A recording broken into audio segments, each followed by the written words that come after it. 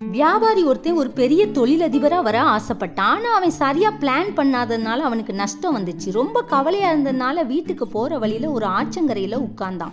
Business partner தனக்கு துரோகம் செஞ்சதையும் நம்ப வச்சு கழுத்தறுத்ததையும் எண்ணி வேதனையில் மூழ்கினான்.